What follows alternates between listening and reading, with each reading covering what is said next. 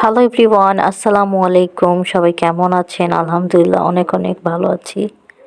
আজকে আমরা চলে যাব এই রিসর্ট থেকে, কারণ আমরা আরেকদিনে বুকিং চাইছি, তো এখানে ফাঁকা নেই।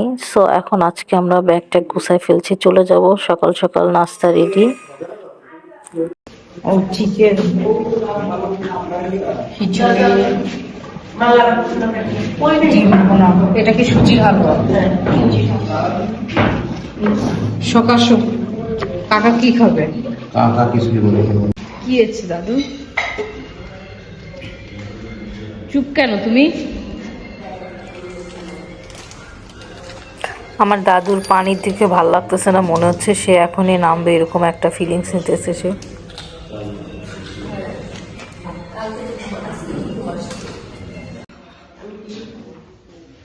সকাল নাস্তা করে না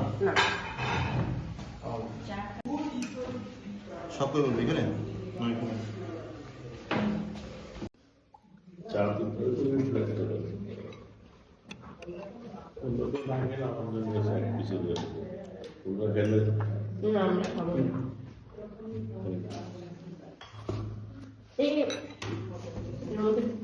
ছিল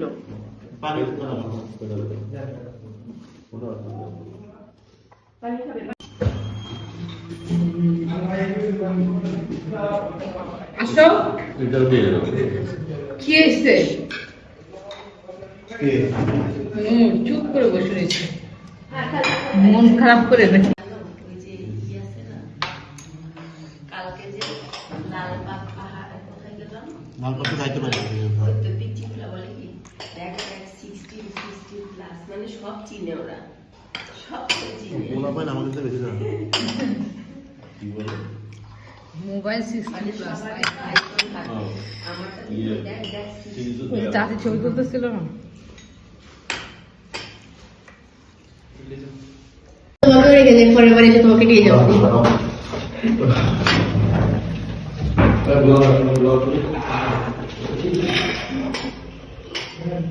বল তারামে একটু খাইতে দাও। খাইয়া লও আর আমি তোমার ভিডিও করি। সকালের ব্রেকফাস্টটা অনেক অনেক মজা ছিল, তো আমি বাইরে আসলাম ব্রেকফাস্ট করি, চাটা খেয়ে। কারণ আমার কাপড় চোপড় আমি সকালে এসে শুকাইতে দিয়েছিলাম, যেহেতু শুকাই গিয়েছে, হালকা হালকা ভিজাও আসছে প্যান্ট ট্যান্ট, তা কিছু করার নাই, ভিজাগুলো এখন ব্যাগে ভরে নিয়ে যাব। কারণ আমরা এখানে আজকে বুকিং করতে চেয়েছিল, তা পাইনি। কালকে রুম আমাদের বুকিং দেওয়া আছে, আগে থেকে না বললে আসলে রুম পাওয়া যায় না। তো এখন আমি কাপড়গুলো নিতে চাচ্ছিলাম, তারপর বললো যে না থাক, কাপড়গুলো থাক, আমরা যেহেতু কালকে আসবো, শুকায় ওনারা ভাঁজ করে রেখে দিবে, কোনো ব্যাপার না। তো আমি রেখে দিচ্ছিলাম। সকালের ঝলমলে রোদ কি সুন্দর লাগতেছে, আর আজকের ওয়েদারটা মোটামুটি অনেক ভালো, আমার তো অনেক ভালো লাগতেছে, তাই আমি নিজেকে দেখাচ্ছিলাম। আরে আমাকে তো জোশ লাগতেছে। আমার বোন দেখছেন নিজের তারিফ নিজেই করতেছে। যাই হোক, মাশাল্লাহ, ও কিন্তু অনেক অনেক কিউট। তারপর আমরা এখন রিসর্ট থেকে বের হয়ে গেছি, করার নাই, সবারই মনটা একটু খারাপ, আমরা আজকে থাকতে চেয়েছিলাম। তো আমরা এখন চলে যাচ্ছি জাফলংয়ে যাব ঘুরতে। ওইখান থেকে আমরা বিসানাকান্দি যাব।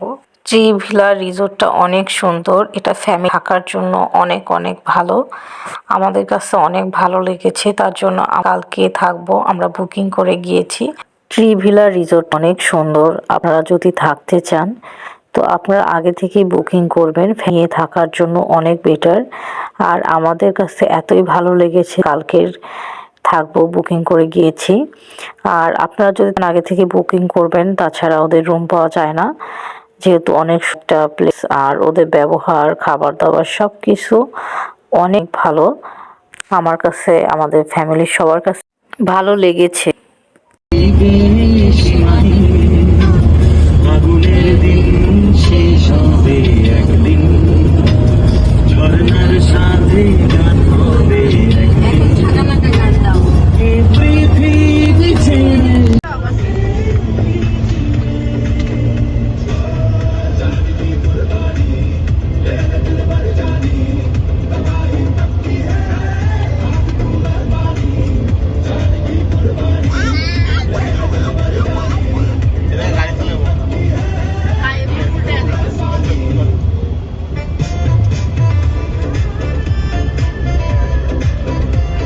শ্রীমঙ্গল থেকে আমরা চলে আসলাম জাফলংয়ে।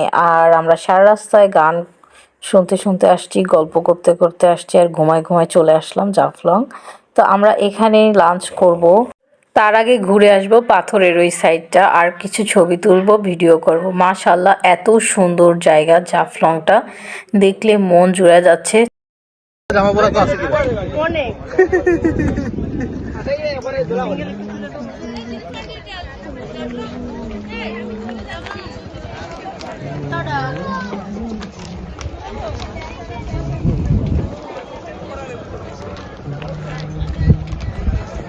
ব্লগারে একটা ভিডিও করি। মাশাআল্লাহ, অনেক সুন্দর জায়গা। জাফলংয়ের পাথর আর পাথর দেখে আমার অনেক ভালো লাগতেছে, কিন্তু পানি নেই। আর পানিটা যা আছে এত ঠান্ডা। আমার পিচ্চি দাদু দেখেন পানির মধ্যে যে দাঁড়ায় আছে ই করতেছে, আর আমাদের তো নামতেই ভয় লাগতেছে, অনেক ঠান্ডা। কিন্তু মানে একদমই গরম লাগতেছে, ওয়েদারটা অনেক গরম, শীতকাল মনে হচ্ছে না। আর এইখান থেকে পাথরের উপর নাম লেখা, তো আমার একমাত্র যেহেতু ননদ জামাই, তার জন্য একটা পাথরের উপর নাম লেখা নিয়ে যাব। তাই আমরা চয়েস করতেছিলাম কোনটা নিব। আর আমার কাজিনরা ওরাও চলে গেছে, তো আমাদের লেট হয়ে গেছে, তো আমরা এখান থেকে চয়েস করতেছি কোনটা নেওয়া যায়। আমার ননদ জামাইয়ের জন্য এইটা পছন্দ করলাম, আর ওনাদেরকে বললাম লিখে দেন জাফলং ভ্রমণ, সাথে আমার ননদ জামাইয়ের নামটাও লিখতে বললাম। আর পাথরটা অনেক ভারী ছিল, আর চারপাশে পাথর আর পাথর, কিন্তু পানি নেই। পানি থাকলে অনেক সুন্দর লাগতো জায়গাটা। পানি একদমই শুকায় গেছে, সবাই তাই বলতেছিল। এইসব হোটেলে খাবার দিচ্ছিল, আর সব ইন্ডিয়ান স্টাইলের খাবার, সব প্লেট অনুযায়ী খাবার দিচ্ছে। বলতেছি প্লাটার অনুযায়ী আমাদের এখানে খাবার, আপনারা বসেন খাবার দিও। আমি জাস্ট নর্মাল ভিডিও করার জন্য সামনে গেছিলাম। আর এইখান থেকে আমরা কয়টা চকলেট নিলাম বাসার জন্য।